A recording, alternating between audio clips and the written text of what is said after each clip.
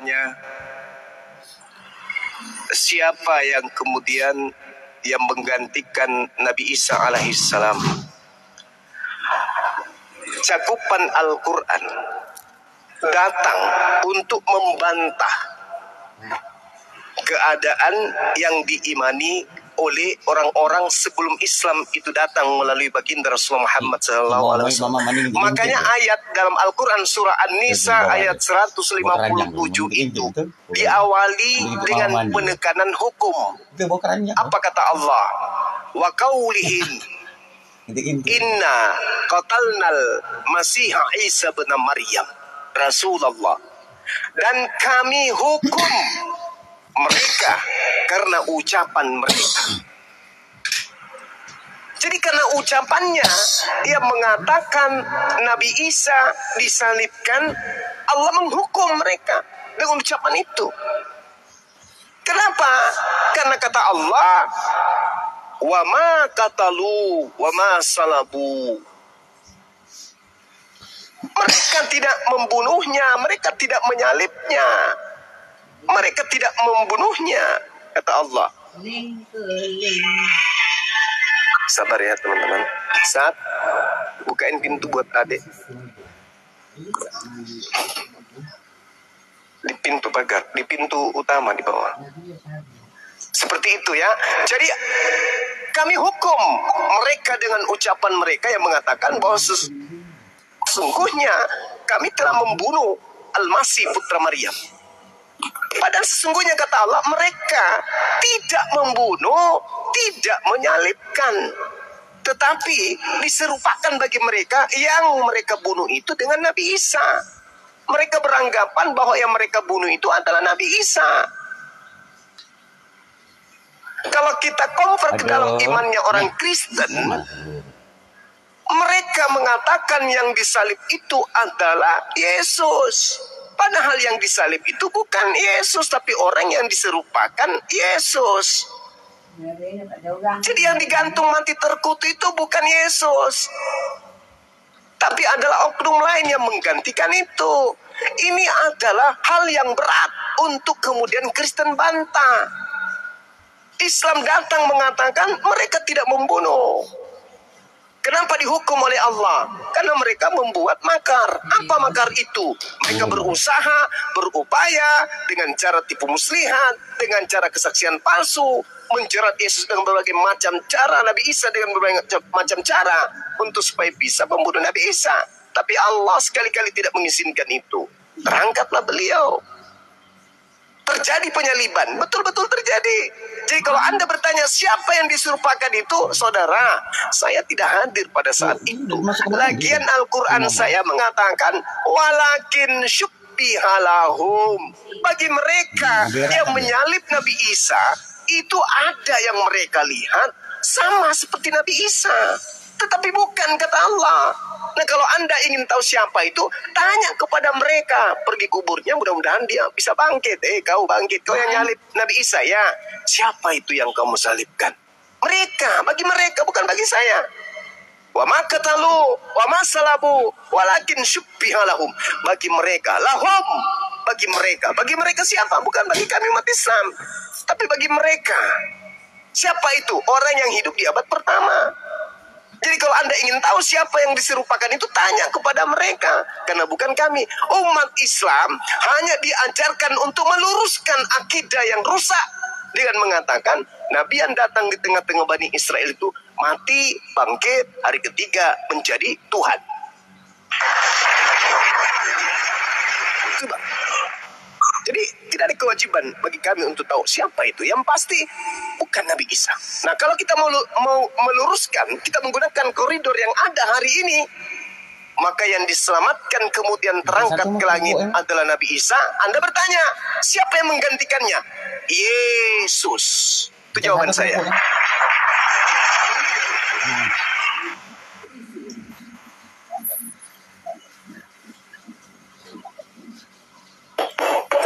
Berarti di surat Al-Nisa itu isinya hanya diserupakan ya Bang Zuma ya. Tapi dia tahu identitasnya siapa. Diserupakan bagi mereka, bukan diserupakan bagi Bang Zuma. Oh Iya. Tapi kalau di Bible sendiri, Yesus bang bener bang. Kalau di Matius 27 ayat 46 sampai 54 itu tentang dia mati, Yesus mati. Seperti itu waktu saat penyalipan itu kan ada gempa bumi, terus yang orang-orang kudus bangkit itu hancur. Seperti itu kalau kita baca dari Matius 27 ayat 46 sampai 54 ya, kalau baca semuanya. Oke saudara, jadi gini, izinkan saya sedikit aja. Ada dua hal yang harus kita cerna dengan akal sehat. Yang pertama aspek dari Yudaismnya dan aspek dari Kristen. Yudaism adalah orang-orang yang menjadi saksi, tempatnya, tanahnya, lingkungannya, daerahnya, wilayahnya, tempat kejadian perkara. Mereka yang memiliki TKP, bukan Kristen. Yang terjadi kemudian adalah pemberitaan orang-orang Farisi kepada orang Kristen. Apa itu? Orang yang digantung di atas tiang salib ini adalah orang yang terkutuk. Nah sekarang, narasi apa yang bisa kita pinjam di dalam perjanjian lama atau di dalam perjanjian baru yang bisa kita tuduhkan kepada Yesus bahwa Yesus ini pantas terkutuk? Aduh. Kecuali cuma satu. Apa itu? Terkutuk karena menanggung dosa-dosanya orang Kristen. Emang ada? Emang ada pengajaran dari Tuhannya orang Yahudi begitu? Emang ada ajaran kayak begitu dari para nabi? Bahwa dosa yang dilakukan oleh orang itu bisa ditanggungkan ke orang lain. Emang ada ajaran itu? Orang Roma mencuri, orang Roma berzina, orang Roma membunuh. Ada yang membunuh kedua orang tuanya, ada yang memperkosa anak kandungnya sendiri, ada yang membunuh saudaranya sendiri. Terhapus dengan sendirinya. Oleh karena ada yang menanggungnya gitu.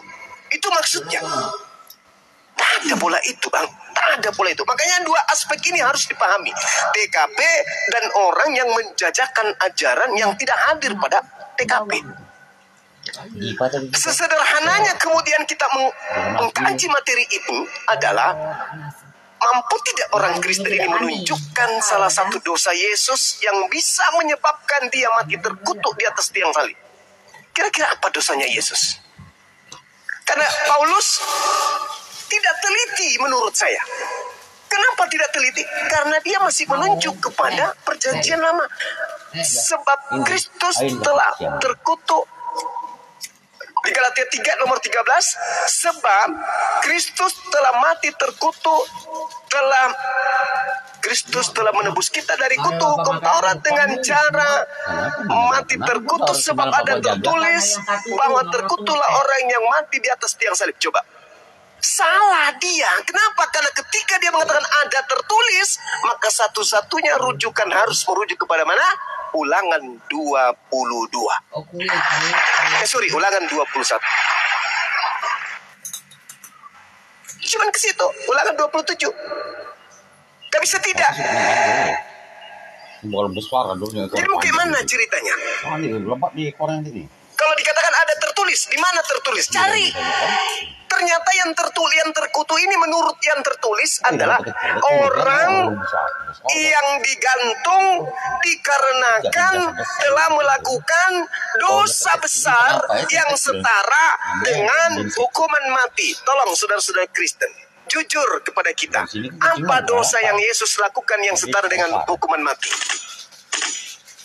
Kalau ada dosanya yang setara dengan hukuman mati, selesai kita. Bubar kita, bubar. Bang Suma bubar. Saya turun sekarang ini juga. Apa dosa Yesus yang setara dengan hukuman mati? Yang pantas kemudian mendapatkan hukuman itu dikarenakan dia memiliki dosa yang sepadan dengan hukuman mati. Apa kira-kira? Ada? Nggak ada bang dosanya. Tak ada, berarti yang mati terkutuk di gantung di tiang salib ini siapa?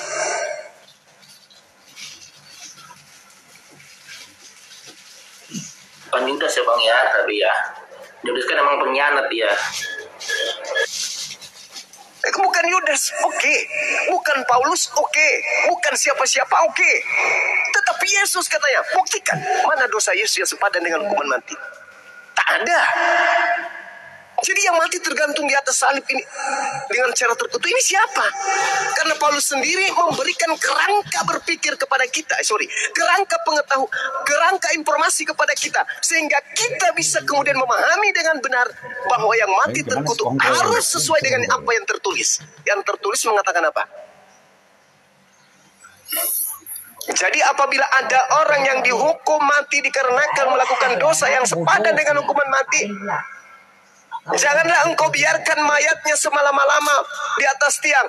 Sebab orang yang dikutuk oleh Elohim, coba, Elohim yang mengutuknya, dikarenakan orang ini telah melakukan dosa yang sepadan dengan hukuman mati. Sekarang, kok bisa Allah, Elohim, mengutus anak yang dikasihi?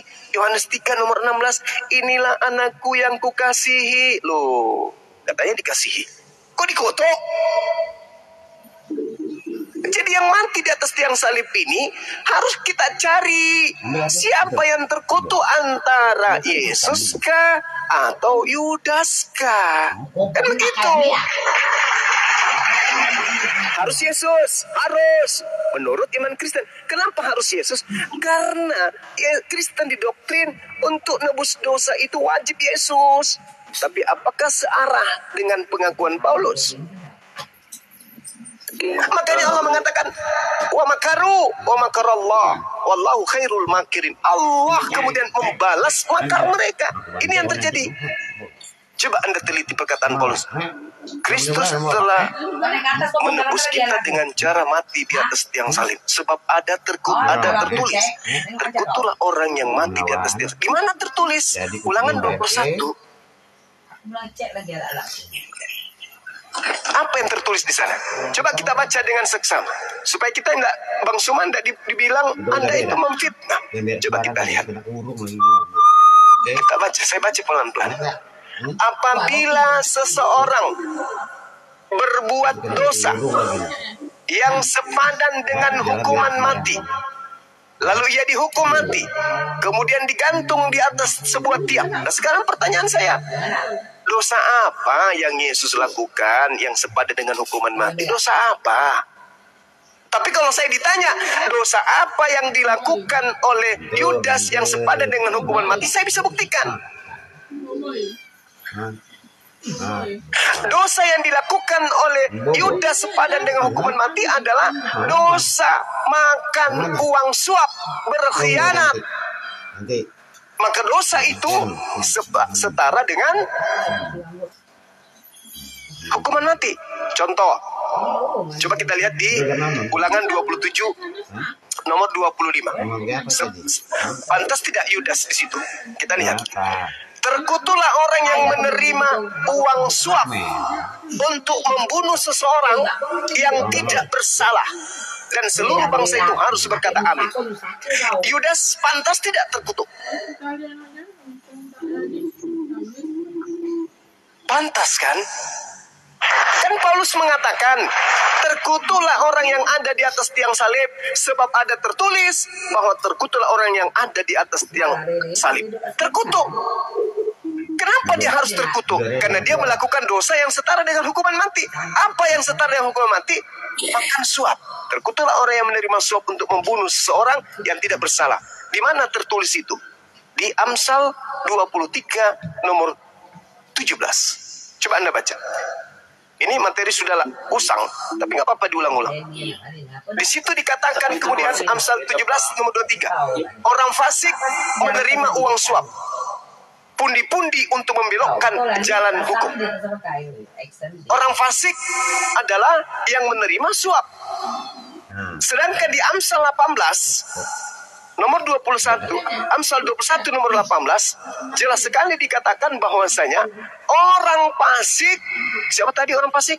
Amsal 17 nomor 3, orang fasik adalah orang yang makan suap. Di dalam Amsal 21 nomor 18, orang fasik dipakai tebusan bagi orang yang benar. Orang pengkhianat sebagai ganti orang yang jujur. Berarti Yesus digiring ingin disalibkan, diganti oleh orang fasik. Siapa orang fasik? Yudas. Sederhana kok itu. Cuman saudara-saudara Kristen sudah terlanjur kecantol jatuh cinta terhadap Yesus mati menggantikan dosa-dosa kalian. Padahal itu tak ada polanya. Itu polanya hanya muncul dari Paulus setelah Paulus kedatangan makhluk yang ngaku-ngaku Yesus. Itu Bang, silakan.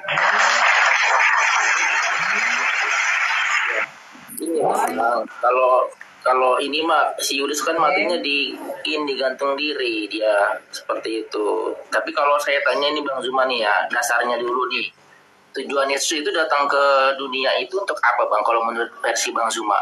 Saudara, antara Nabi Musa dengan Yesus itu jaraknya kurang lebih 1400 tahun. Taurat datang kepada Nabi Musa. Ketika nabi-nabi besar, nabi-nabi kecil diutus ke tengah-tengah Bani Israel, yang menjadi perjanjian baru Tuhan kepada mereka, Taurat. Bukan kitab Yeremia, bukan kitab Daniel, bukan Ulangan, dan seterusnya, tapi Taurat. Maka Yesus datang menggenapi hukum Taurat yang datang ke tengah-tengah Bani Israel melalui Nabi Musa. Menggenapi artinya melengkapi, menyempurnakan.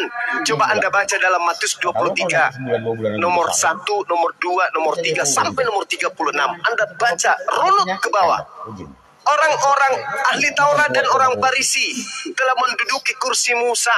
Dengarkanlah perkataan mereka, tapi jangan kau mengikuti perbuatan-perbuatan mereka, sebab mereka mengatakan sesuatu, tetapi mereka tidak melaksanakan. Inilah tujuan Yesus datang. Makanya dikatakan apa? Aku diutus hanya kepada domba-domba yang sesat dari umat Israel. Kenapa mereka sesat? Karena meninggalkan hukum Taurat. Apa buktinya kebenaran Bang Suma? Baca Kisah Para Rasul 21.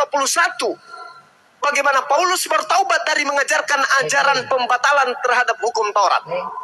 Paulus bertaubat.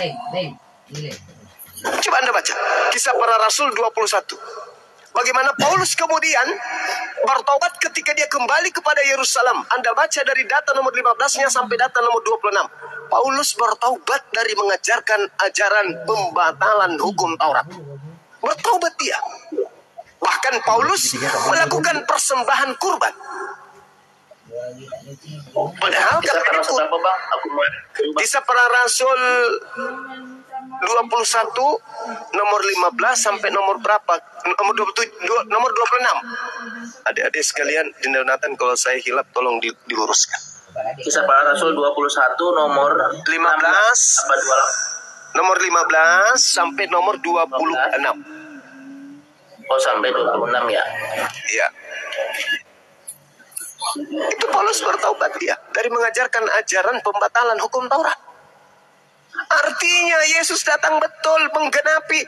Makanya dalam Lukas 6:17, lebih mudah langit dan bumi lenyap daripada setitik dari hukum Taurat itu batal. Bahkan kalau Anda lihat pengakuan Yesus dalam Matius 5 nomor 19, miris loh itu Bang. Apa kata Yesus? Barang siapa yang meniadakan hukum Taurat, meskipun yang paling terkecil, dan mengajarkan kepada orang lain, maka dia akan menempati tempat terhina dalam kerajaan langit. Kerajaan langit, tempat terhina itu apa namanya? Neraka. Itu kata Yesus. Nah sekarang orang Kristen melalui pengajaran Paulus, apakah masih ada hukum Taurat di dalamnya? Tak ada lagi. Apa buktinya tak ada? Efesus 2 nomor 15. Dengan matinya Yesus di atas tiang salib, Yesus telah membatalkan hukum Taurat beserta semua perintah yang ada di dalamnya. Makanya Yesus mengatakan, angkatan jahat ini minta sebuah tanda, dan tidak akan diberikan satu tanda apapun kecuali tanda Yunus. Sebab Yunus 3 hari 3 malam dalam perut ikan, demikian juga anak manusia 3 hari 3 malam dalam perut bumi. Itu untuk angkatan jahat. Maka angkatan jahat ini pada hari ketiga anak manusia harus bangkit. Makanya yang percaya kebangkitan anak manusia itu adalah angkatan jahat. Petrus Petrus percaya enggak tentang kebangkitan? Murid-murid 11 orang ini percaya enggak? Enggak. Di mana dalilnya? Markus 24. Ada baca dari data nomor 9. Runut ke bawah. Murid-murid Yesus yang asli tidak percaya tentang kebangkitan hari ketiga. Enggak percaya. Baca. Baca itu. Markus berapa, Bang? Lukas 24, sorry. Ya, Lukas. Coba Anda baca Lukas 24. Apakah murid-murid yang percaya? Tidak, tidak percaya. Kita baca data nomor data nomor 9 sampai data 12. Tolong ada adik saya, guru saya di sini, diingatkan saya. Dan setelah mereka kembali dari kubur, mereka menceritakan kepada ke-11 murid tentang apa yang mereka lihat di pemakaman, bahwa jasad anak manusia itu nggak ada lagi di kuburan.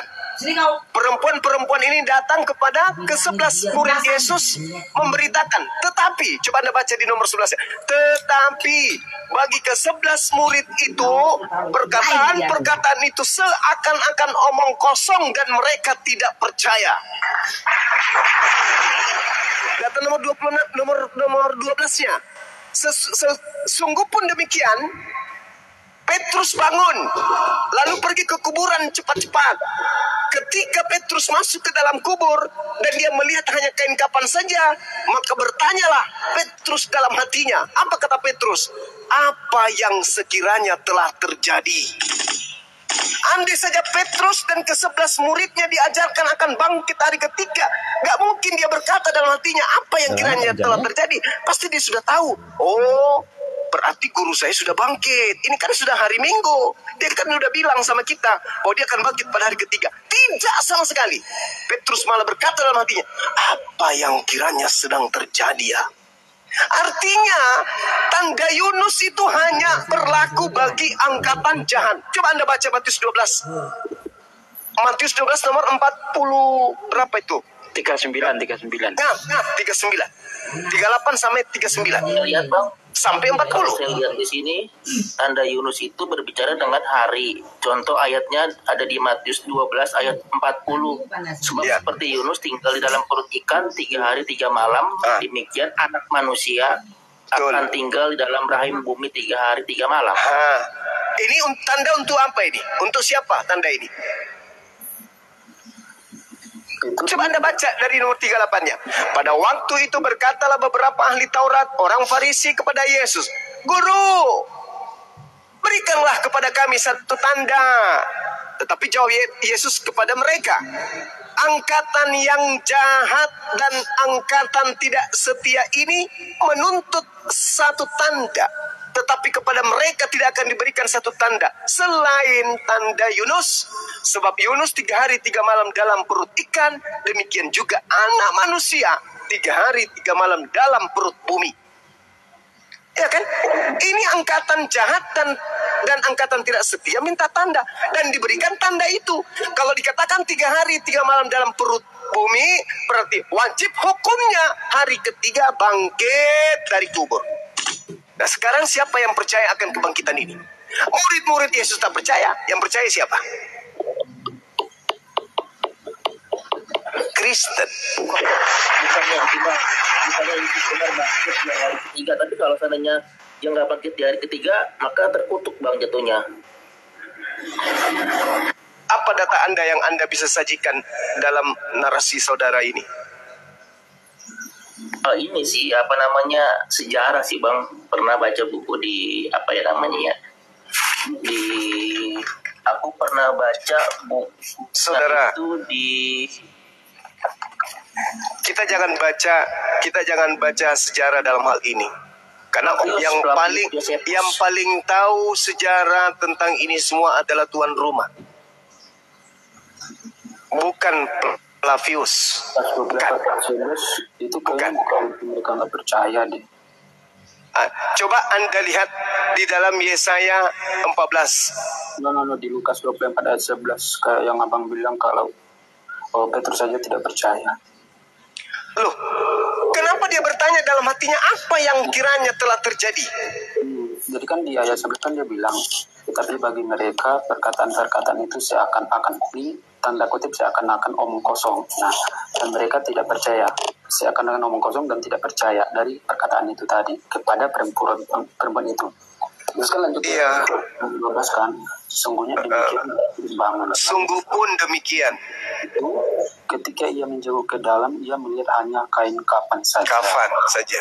Lalu dia bertanya dalam hatinya, apa yang kiranya? Nah, itu dia. Ketika pada saat peristiwa itu terjadi, dia terkejut loh. Kenapa ini bisa terjadi? Dia bukan berarti dia nggak percaya, tapi karena dalam hatinya ketika peristiwa itu terjadi, kenapa ini bisa terjadi? Kenapa ini bisa terjadi? Kenapa masih bertanya kalau dia sudah diajarin sama Yesus bahwa hari ketiga saya bangkit? Nah, itu kan namanya dia kan sebagai murid Yesus, Bang, ya, Petrus kan.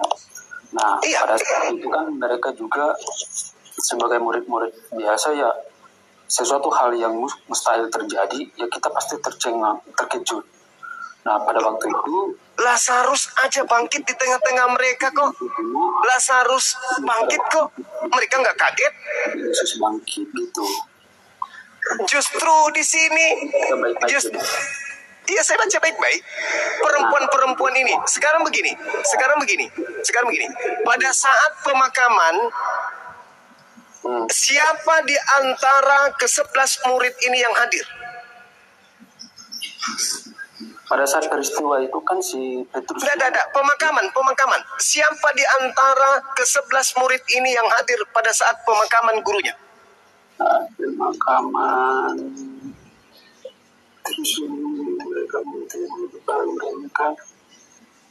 Maria. Justru Maria yang datang memberikan kabar bahwa mayat anak manusia itu nggak ada. Sedangkan ke-11 murid ini itu tidak ikut dalam pemakaman anak manusia tersebut. Nah, peristiwa pada saat itu, Bang, pada saat waktu itu kan kenapa murid-murid itu tidak datang ke pemakaman pada waktu itu? Karena pada saat peristiwa itu kan sebagai murid Yesus, pengikut Yesus, orang kan pada takut. Pada saat nanti pada orang-orang yang menyalibkan Yesus tahu bahwa ini murid-murid Yesus, mereka takut. Mereka takut nanti dibunuh karena dia sebagai pengikut Yesus. Lantas pada saat itu makanya pada waktu itu perempuan-perempuan seperti Magdalena, Yohana, dan Maria ibunya Yakobus pergi ke kuburannya. Lalu diberitahukanlah kepada murid-muridnya yang tidak datang pada waktu itu. Karena memang murid-murid itu takut dibunuh pada peristiwa itu. Nah, makanya wanita itu memberitahukan kepada murid-muridnya. Nah, mereka kan tidak percaya nih kejadian ini pada saat itu. Nah, mereka kan tidak percaya pertama. Mungkin pada waktu itu karena mereka tidak datang ke kuburan. Kedua, peristiwa itu ternyata Yesus sudah bangkit. Mereka nggak percaya. Nah, si Petrus ke kubur Yesus. Nah, tertinggallah hanya terlihat kain kafan. Nah, dia terkejut. Kenapa ini bisa terjadi? Bukan berarti mereka nggak percaya. Kan? Oke, sekarang versi saya. Ketika penangkapan Yesus, murid-muridnya semuanya lari. Oke, tertulis di Markus 14 nomor 50. Murid-muridnya semua lari meninggalkan Yesus. Apa yang terjadi? Pemberitaan Yesus ditangkap. Apakah hanya sampai di situ? Tidak. Mereka masih mendengarkan berita tentang gurunya digantung, disalib. Apakah hanya sampai situ? Tidak. Mereka juga mendengarkan guru mereka sudah mati dan sudah dikuburkan. Itu yang mereka dengarkan. Tapi mereka tidak menjadi saksi atas kejadian itu. Yang ada dalam benak mereka, ya guru kita sudah mati. Gak ada lagi dia akan bangkit-bangkit, gak ada. Karena Yesus tak pernah mengajarkan kepada mereka. Tak ada itu dalam masuk dalam kuping mereka. Sekiranya pernah masuk dalam kuping mereka, maka mereka semuanya tidak akan pernah lari. Kenapa? Karena diajarin, saya akan bangkit hari ketiga. maka mereka juga tidak akan heran. Mereka akan percaya, sebab mereka sudah diajarin. Tapi karena yang ada di kuping mereka, guru mereka ditangkap, guru mereka digantung, guru mereka mati, guru mereka sudah dikuburkan. Selesai. Tidak ada lagi masalah. Tiba-tiba muncul pemberitaan kepada mereka. Sini lu. Kenapa? Saya dari kuburnya gurumu. Terus? Tidak ada mayatnya di sana. Kok bisa? Heran kan dia? Mereka tidak percaya. Nggak mungkin itu. Petrus buru-buru ke sana lihat. Benar nggak ini? Benar nggak ini? Tapi di situ pun mereka tidak ada data akurat bahwa yang dikubur ini guru dia. Nggak ada datanya, nggak ada pembuktian. Begitu dia datang Petrus, makanya dia bertanya, apa kiranya yang sedang terjadi? Tidak percaya, lanjutkan dalilnya. Di data nomor 36-nya, tiba-tiba Yesus mengatakan apa? Sementara mereka bercakap-cakap, tiba-tiba muncul Yesus. Damai sejahtera bagi kamu, shalom alaikum, kata Yesus. Apa yang terjadi, saudara? Mereka terkejut dan takut dan menyangka bahwa mereka sedang melihat hantu. Harusnya, andai saja sang guru telah mengajarkan bahwa aku akan bangkit pada hari ketiga, maka murid-murid jangan takut dong. Murid-murid jangan mengira dia hantu dong. Harusnya dia berlari, memeluk, menyembah, cium kakinya, cium peluk badannya. Oh, haleluya. Tuhan kita sudah benar-benar bangkit. Lari mereka senang gembira. Yes, yes. Kemenangan ada di pihak kita. Tapi faktanya, ketakutan. Dikiranya melihat hantu. Kenapa? Karena Yesus tidak pernah mengatakan bahwa dia akan bangkit pada hari ketiga kepada mereka. Dan mereka tidak pernah berpikir itu akan terjadi terhadap guru mereka. Maka bangkit hari ketiga tidak berlaku pada murid, berlakunya kepada angkatan jahat. Itu kan pas abang tanya tuh pada saat Yesus tiba di tengah-tengah mereka, yang di Lukas 24:36. Ya kan, katanya apa? Damai sejahtera bagi kamu. Nah, mereka terkejut dan takut, menyangka bahwa mereka melihat hantu. Ya iya dong. Karena mereka pengetahuan mereka, guru mereka sudah mati. Dia kan pertegas tuh. Dia mempertegas bahwa iya, betul. Ya, kata Yesus ya. Dan apabila timbul keraguan di dalam hatimu, Allah tanganku dan kakiku. Akulah ini. Akulah. Nah, rabalah dan lihatlah. Itu menjadi percaya. Kenapa mereka takut? Ya, siapa sih tiba-tiba lagi di ruangan kayak gitu tertutup, tiba-tiba muncul orang, takut dong orang. Nah, kenapa dia harus takut kalau sudah diajarin akan bangkit? Karena itu orang udah tertutup. Ruangan tertutup, tiba-tiba muncul orang. Nah, lalu mana buktinya ruangan tertutup? Ke dia. Di mana buktinya bahwa itu ruangan tertutup? Coba dibuka. Di mana itu tertulis? Lukas 24 ayat 39. 39. Dia kan Anda ada ruangan tertutup di situ. Kenapa dia mengatakan lihatlah tanganku, lihatlah kakiku? Karena dia dituduh hantu. Mereka percaya dan tidak takut bahwa yang ada di depan mereka ini bukan hantu. Lihat tanganku dan kakiku ini. Iya, tahu. Lihatlah tanganku, lihatlah kakiku, rabalah aku, inilah aku. Ada apa dengan kalian? Kenapa Yesus mengatakan begitu? Untuk membuktikan dia bangkit dari kematian, atau untuk membuktikan bahwa dia bukan hantu? Iya, betul. Betul apa? Bahwa dia bukan hantu. Dia bukan hantu. Dia tidak sedang membuktikan bahwa dia bangkit dari kematian. Dia membuktikan bahwa dia bukan hantu. Makanya dia minta makan dan diberikan madu dan diberikan kemudian ikan goreng. Untuk membuktikan bahwa dia bukan hantu, bukan orang yang bangkit dari kematian, bukan mayat hidup, tetapi dia adalah manusia utuh. Bangkit dari kematian kan? Kayak kata tadi. Ini Yesus muncul di tengah mereka. Mereka ketakutan disebabkan karena mereka mengira melihat hantu. Yesus membuktikan aku bukan hantu. Mari ikan goreng aku makan. Nah, sekarang Yesus makan ikan goreng ini untuk membuktikan dia bukan hantu atau membuktikan dia manusia. Makan, ya kan? Dia minta makan, ada nggak makanan di sini? Iya, dia makan itu untuk membuktikan dia bukan hantu atau membuktikan dia itu bangkit dari kematian. Kenapa? Dia makan ikan goreng itu untuk membuktikan dia bukan hantu atau membuktikan bahwa dia bangkit dari kematian. Tidak hanya itu. Nah, itu Anda mau mengarang berarti. Karena tujuan Yesus makan ikan goreng supaya tidak dituduh hantu. Enggak, aku dan hantu tidak ada lagi. Nah, itu Anda jawab sendiri. Itu Anda jawab sendiri. Berarti Yesus meminta untuk disentuh supaya muridnya yakin dia bukan hantu. Iya, dia. Lalu Yesus kan yang udah bangkit. Loh, kok jadi bangkit? Gak ada hubungannya dengan kebangkitan di situ. Terus gimana dia orang bisa percaya kalau misalnya tiba-tiba muncul di situ? Kan sudah saya katakan kepada saudara bahwasanya itu kebangkitan hanya berlaku bagi angkatan jahat. Ini cerita tentang Lukas 24.